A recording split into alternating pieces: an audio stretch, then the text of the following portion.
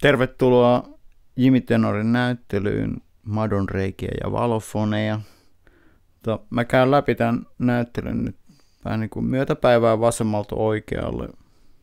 Käydään läpi niin kuin seinä seinältä näitä teoksia. Eikä heti siinä sen levymyyntipöydän vieressä oikealla puolella on 2 kuvaa. Siinä on ylempänä näitä Madonreikä-kuvia, mitä mä oon tehnyt. Noilla mä oon käyskennellyt metsässä ja etsinyt kuusenoksia ja kuusen kuoria, mitkä on noiden kirjapainoja madon tai joidenkin matojen niin syömiä, ne kuoren alta se puu. Sitten silloin mä teen sitten semmoisen rullan, mitä näkyykin siinä myöhemmin niissä kuvien alla, niin näkyy niitä semmoisia kahvallisia rullia, missä näkyy vielä sitä maalia. Ne on ne alkuperäiset, millä mä oon tehnyt nuo teokset. Niin siinä rullalla mä oon sitten painanut tuommoisen japanilaisella paperilla niitä kuvioita, mitä siellä niin valmiiksi syntyy.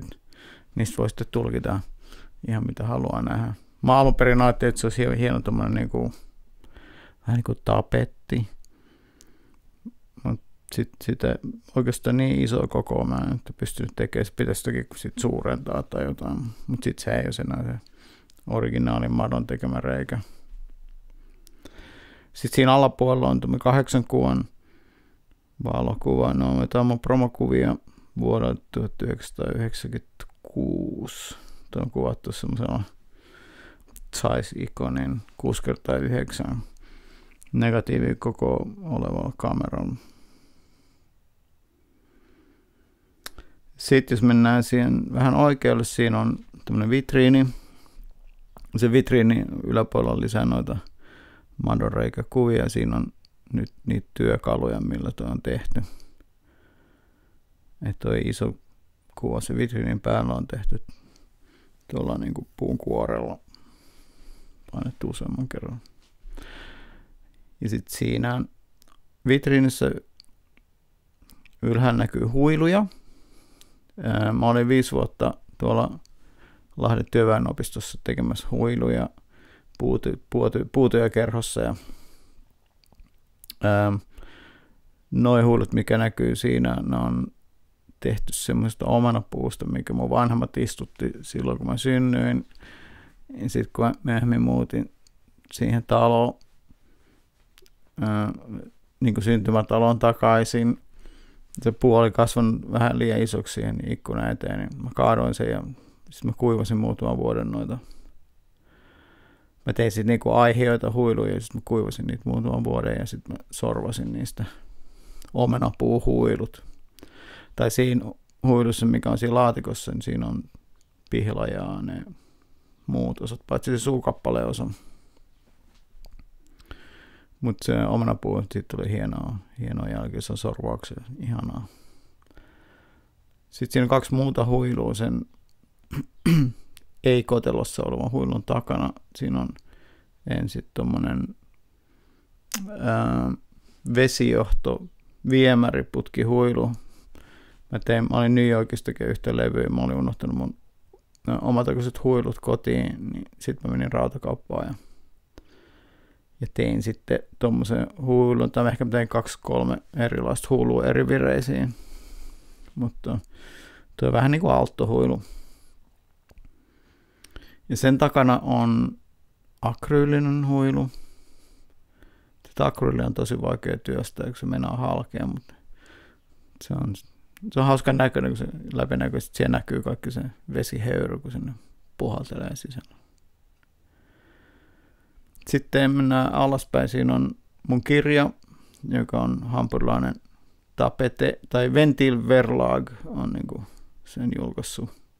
Se on semmoinen levyyhtiö, joka julkaisee myös musiikkiaiheisia kirjoja.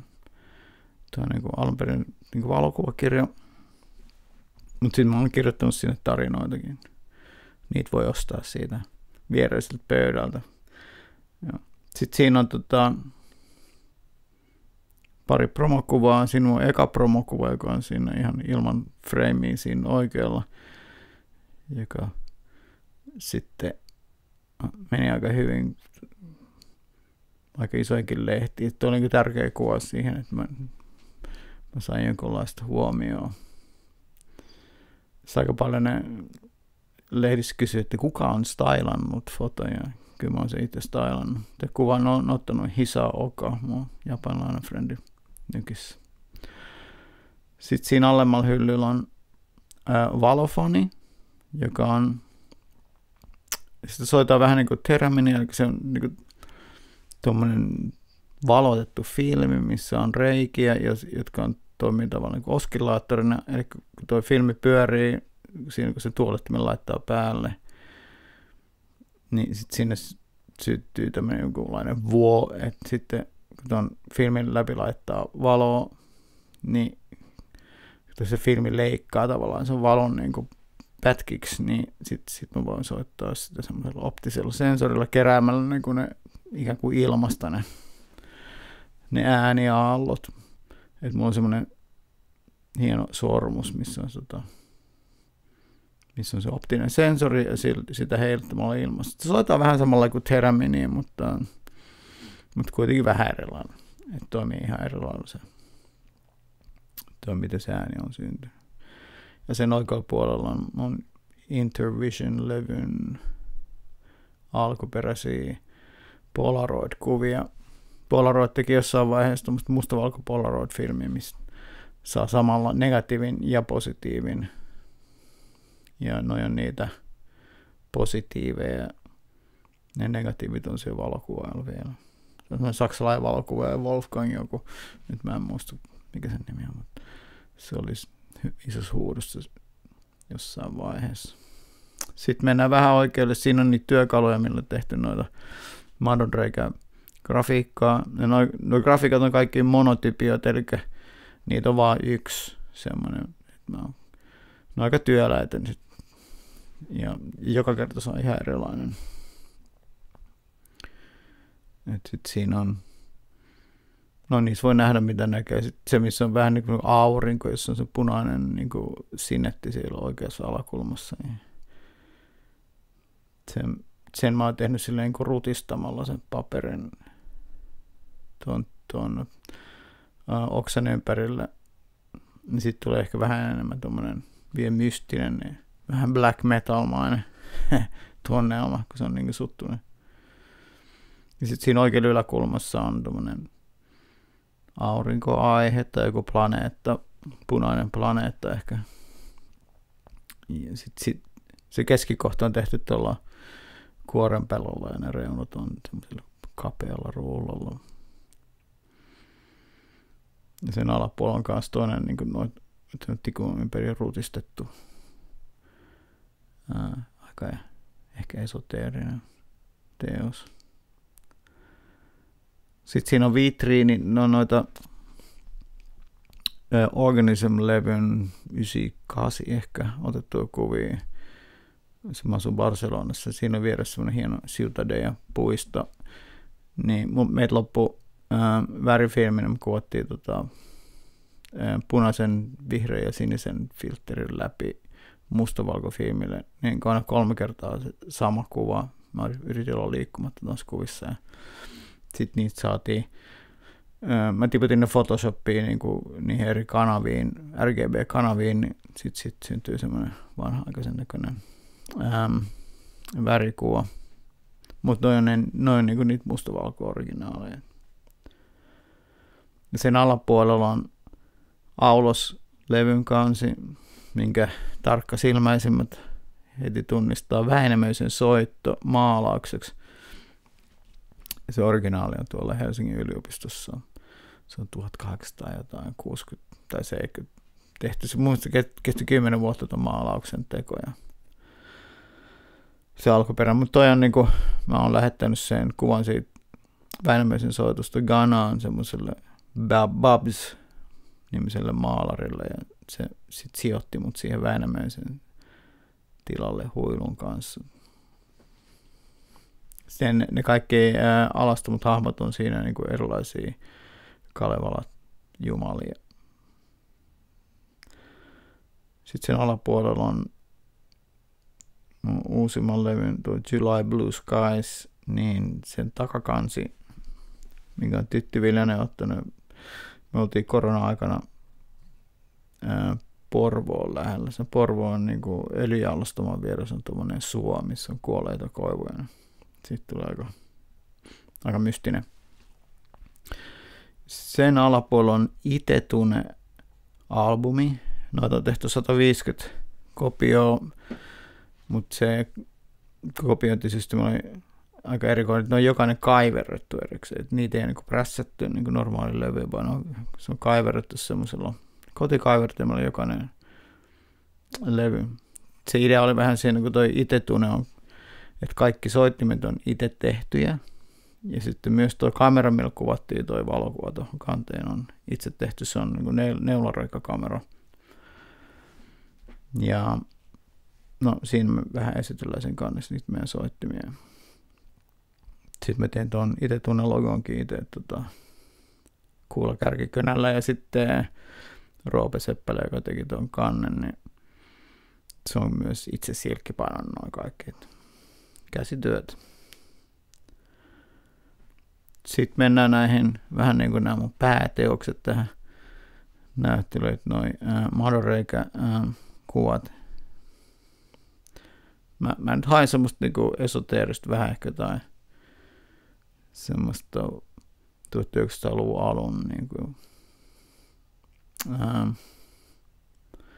henkeä. Etenkin siinä oikeammanpuolisessa on niinku kirkkaammat värit, että semmoista niinku, no esoteerista ehkä tunnelmaa sinne. Siksi sen toisen kuvan nimi onkin Waldorf, madonreikä, että liittyy noin Steineriin. Ja jotenkin noin värit mun mielestä hauskan tuommoista vähän niinku guassi-meininki. Toi ei ole guassi, vaan toi on semmoista rasva puupiirrosvärejä, milloin on tehty.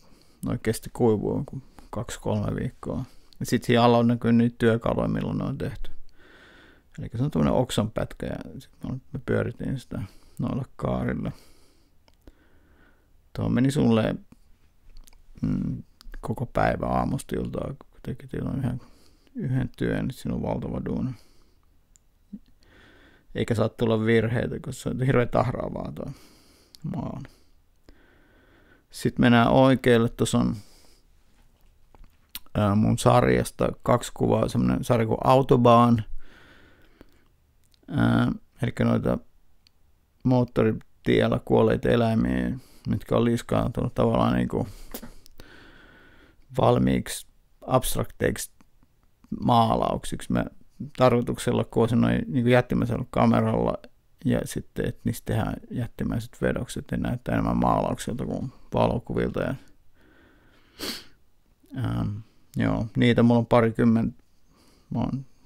Niitä on näyttelyjä ollut Islannissa ja Japanissa ja Eestissä. Mutta tässä on nyt pari esimerkkiä siitä.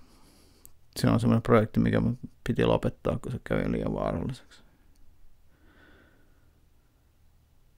Okei, sitten käännytään siitä niinku siihen enemmän keskelle huonetta. Siinä on tuollainen flipperin näköinen laite, missä on piuhoja hirveästi. Niin se on nimeltään Pimputin ja se on Matti Knaapin ja mun ideoima ja sitten Vesa Ellilä on tehnyt ton kaiken ton sähkötyön. Et se on tavallaan modulaari sähkömekaaninen syntetisaattori. Siinä näkyy on-off-kytkin siinä oikealla keskellä niiden johto-ulostulojen. Sen voi painaa päälle. Ja sitten siinä on 9 niitä semmosia nappuloita siinä perilaudalla ja niitä voitte nyt kokeilla. Niistä sitten tulee ääniin, mitkä on sijoitettu niihin purkkeihin. Siinä on erilaisia sireeneitä ja sähkömoottoreja. Tollaisia. Siihen voisi periaatteessa laittaa mitä tahansa, mikä on 9 volttilla toimiva laite. Niin se lähtisi siitä pyöriin. Sitten jos mennään sinne vitriiniin, sen takana siellä on Order of Nothingness-albumin kansi, mikä mä kuvasin itse laukaisemalla tuolla Kuusijärvellä. Siinä oli hieno valo suolla ja Sitten siinä kokoelma keskihyllyllä noita mun levyn kansiin. Siinä on Sähkömies levyn kansi, mikä on tietysti siinä oluessa, mitä saa alakerrasta siitä Kanavan Panimosta. Sitten siinä on Impostor Orchestra, mikä oli mun tämmöinen pseudonyymi jossain vaiheessa. Tommy Greenwoodin kanssa kuvattiin toi kansi. Me haluttiin kuvata semmoinen, ikään kuin olisi löydetty joku planeetta, missä on sitten löydetty jotain sivilisaatioa ja sitten se satelliitti on lähettänyt sitten aika heikkolaatuisen kuvan. Niin me otettiin eka se valokuva ja sitten me pudotettiin niitä pikseleitä aina ihan, että sitten tuli varmaan joku 16 pikseliä tai 16 kiloinen siitä loppujen lopuksi siitä valokuvasta. Tai en mä muista, me pudotettiin niitä pikseleitä, kunnes se alkoi näyttää sitten mahdollisimman satelliittikuvamaiselta. Sitten siinä on Veijo Rönkkösen Patsaspuistosta. Mä oon ottanut ton yhden levyn kuvan ja sitten siellä oikeassa takanurkassa on Terra Exotica levyn kanssa, minkä mä oon kuvannut 1800-luvun kameralla. Niin kuin oma kuva. Sitten sen alapuolella on toi Tortured Soul Nicole Willisin albumin kanssa. Mä haluaisin kuvata vähän semmoista niin kuin noin Curtis-kuvasta intiaaneja joskus 1800-luvun lopussa Amerikassa. Että mä käytin, on kuvattu diginä, mutta sitten mä käytin siitä pelkästään sitä sinistä kanavaa niin siitä värikuvasta, että sitten tulee mahdollisimman samantyyppinen kuin ortokromaattiselle, eli semmoisen filmille, joka ei ole herkkä punaiselle ollenkaan, niin sitten tulee tietty tuommoinen look. Mä rakensin parvekkeelle semmoisen niin mustasta kankaasta tehnyt telta ja päästin vaan sieltä yhdestä raosta valoon, niin se valaistus onnistui aika hyvin. Sitten siinä tolpassa on kiinni tämmöinen kuva, jossa esiintyy kaveri nimeltä Adam. Mä kuvasin tällaisia kuvia New Yorkista 1993 ja 1994. Mä otin noista Marvel ja DC-sarjakuvista jotain ruutuja, jonka perusteella mä sitten tein niin kuin uudelleen rakensin ne poseeraukset, joita mä maalasin tai tein kollaisena noita taustakankaita ja taustapapereita. Tästä tulee aika hieno. Mä oon löytänyt tommosia pölykapseleita ennen muuta kaikkea roinaa kadulta, niin mä sit niistä tein noita asuja. Sitten jos mennään sinne takakulmaseinälle, missä on iso silkkipainotyö, missä on oranssia ja pinkkiä. Se on sen kuvan nimi on Hisaa. Se mun kaveri Hisaa. Mutta se oli hienot kasvot. Sitten mä halusin, että se näyttää tosi järkevän tai jotenkin vähän niin kuin avaruuden olion järkevän näköiseltä. Sitten kaksoisvalotettiin semmoista niin kuin lampaan aivot sinne sen aivojen kohdalle. Tämä oli hankala tehdä. Me kuvattiin tämä Mamiya 645, mistä pystyy niin kuin ottaa päällekkäisvalotuksen. Ja me eka kuvattiin ne lampaa-aivot niin kuin mustaa taustaa vasten ja sen jälkeen toi valokuva Hisaasta. Piti jotenkin sinne kameran, sinne tähyslasiin jollain tussilla pistää niin kuin merkkejä, että missä ne aivot alun perin oli. Tämä oli joku ehkä kymmenes otos, mikä onnistui. Me kuvattiin sille samalle Polaroidin mustavalkoiselle filmille, just saa positiivinen ja negatiivinen, mikä oli siellä Intervisionissa promokuvissa ja aikaisemmin siellä vitriinissä. Sitten mennään näihin mustavalkokuviin. Nämä on kaikki niin kuin alkuperäisiä printtejä 90-luvulta, mitä mä oon tehnyt. Eli nämä on niin kuin hopea, gelatiini. Niin, no normaali valokuviin, mutta näissä gallerioissa niitä kutsutaan hopea gelatiini printeiksi.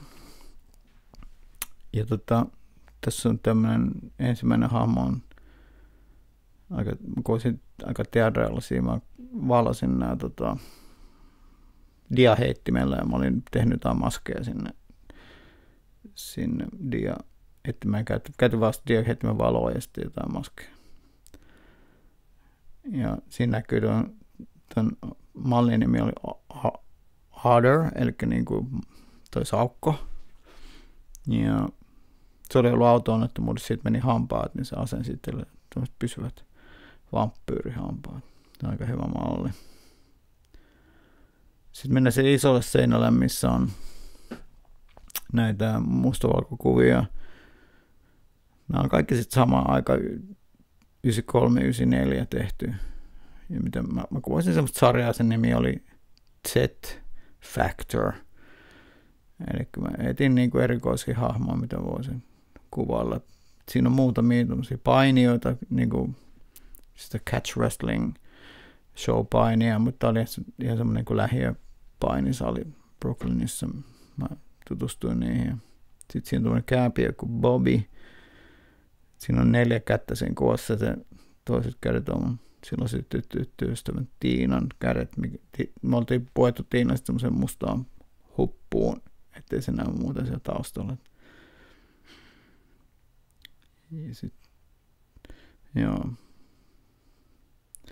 Jatketaan siitä eteenpäin. Sitten mennään siihen seuraavalle seinälle. Siellä on Tenaware vaatteita. Mä olen joskus tilannut tommoset keltaiset housut, missä voi lahkeiden leveyttä säätää, ja että sitten tuleeko suorat leveälahkeiset tai sitten pussimaiset, riippuen miten se vetskarin laittaa sinne lahkeen sivuun.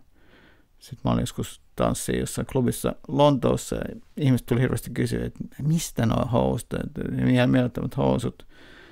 Niin mä ajattelin, että ehkä näitä voisi tehdä sitten ihan niin kuin brändiksi asti. Sitten mä tein tuon Tenaware-brändin. Mä halusin, että se on kullanvärinen se logo. Ja niitä oli sitten eri väreissä. Sitten myös noita paitoja oli. Mulla on aika paljon erilaisia paitoja. Mutta toi on sitten, mikä näkyy tuossa, toi pentagrammi on Vilumi ja Kaukolammen designa. Mä pyysin, että tekee mahdollisimman paljon anagrammia tuosta tenor-sanasta, mitä sitten siellä pyörii tuossa kuviossa.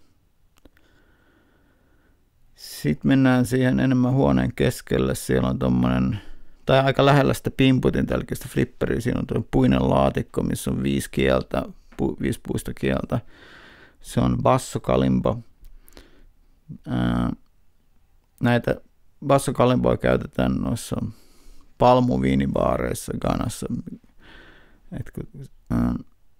Sitä palmuviiniä litkua otetaan vähän samalla lailla kuin koivun mahlaa, mutta se sen päivän aikana fermentoituu. Eli jos juo siinä iltapäivällä, se on melko mietoa vielä, mutta illalla se on hapanta ja vahvaa. Mutta sitten tämmöistä bassokalimpaa soitetaan sitten niissä palmuviinibaareissa.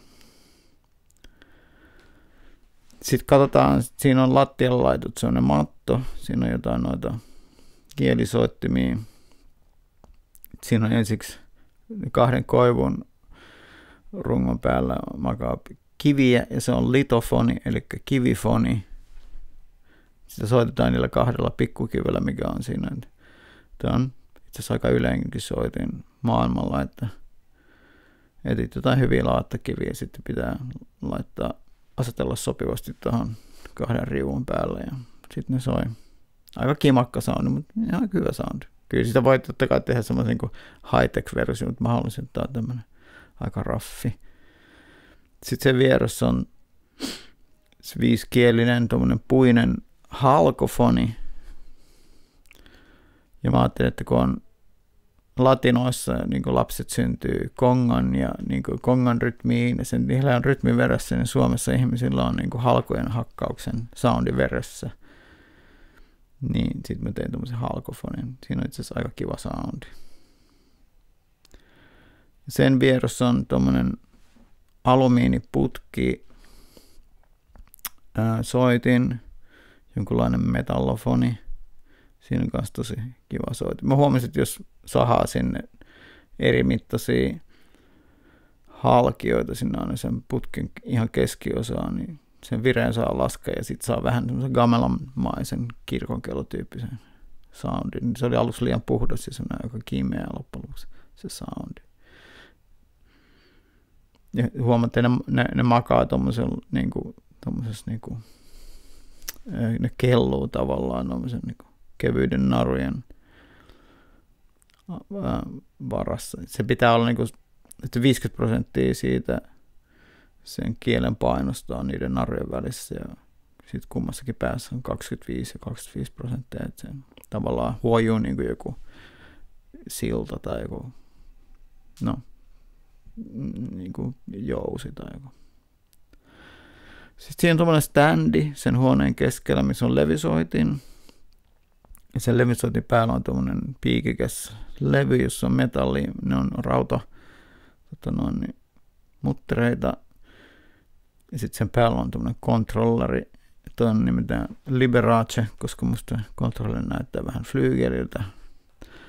Tuo on niinku, yhdellä kädellä soitettava DJille henkilökohtainen niinku kosketinsoitin. Siitä tulee aika semmoista tosi matalaa bassoa. Riippuu tietysti kuinka nopea kierrosnopeus siihen laitetaan siihen levyyn. Siinä on noita Fender Rhodes soittimesta otettuja noita keloja siinä päällä, tai niin kuin magneettisia mikkejä, jotka ottaa sitten sen niin kuin magneettivuon tuosta kyytiin, kun se levy pyörii. Ja ne rautapalat aina pyyhkäisee sen kelan edestä. Että me tehtiin ennen valofonia Matti Knaapin kanssa, ja koska tätä oli pikkusen hankala käyttämään, että tehdään niin kuin samantyyppinen soitin, mutta käytetään optista ääntä, että siinä on paljon enemmän pelivaraa ja ehkä näyttää lavalla hienommalta.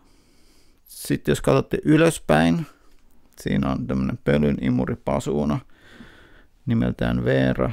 Ja siellä on niinku huulien sijasta on sininen muovihanska ja sitä rutistamalla tai vääntelemällä niin saa erilaisia töräytyksiä. Toi on kyllä kiinni seinässä, että jos sinne ylettyy siihen on-off-kytkimeen, niin sitä saa kyllä kokeilla.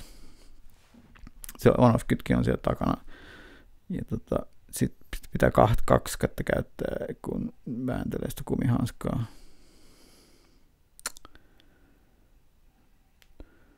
Sitten sillä päätyseinällä on tuommoinen kuusikätinen, vähän niin kuin intialaisjumalhahmo, mutta se on niin kuin työläinen. Tuon rattaan sisällä. Me käytettiin Jimmy Tenor and His Shamans -yhtyeen taustaesineenä tätä. Se nostettiin sen taustalle. Sitten riippuen lavalla olevasta valaistuksesta, me käytettiin silloin vain sinistä, vihreätä ja punaista valoa. Niin sitten vain yhdet kädet näkyy siellä. Et jos käytetään sinistä valoa, näkyy vain noin siniset vasarakädet. Jos käytetään punaista valoa, niin noin kädet, mitkä pitää tuollaista lipputankoa, ja sitten vihreät kädet näkyy vihreässä valaistuksessa, missä on aikaisemmin siinä ehkä ollut lapio, mutta se lapion pää nyt enää. Sitten tulee, jos vaihtaa niin sininen, vihreä, punainen, niin aina vaihtuu ne kädet. Sitten tulee semmoinen aika hauska animaatio. Ihan tommoinen niin optinen illuusio tavallaan. Sitten siellä on vielä käytävässä on 2 valokuvaa. Siellä on Toimitytti ja Tony Allen. Nämä on kuvannut 1800-luvun lopun semmoisella isolla kameralla, missä ollaan hupun alla. Ja mä oon valottanut noin, muistaakseni, kyllä ne on ehkä otettu filmillä tai paperilla, mutta kuitenkin niistä tulee aika hieno tunnelma. Et kiitos kun kävitte näyttelyssä. Siinä on se myyntipöytä, josta voi ostaa sitten vielä teoksia tai levyjä. Siinä on myös semmoinen hieno postikorttilevy, missä on niin mun tekemää hissimusaa ja kaikenlaista. Noin, kiitti, moi.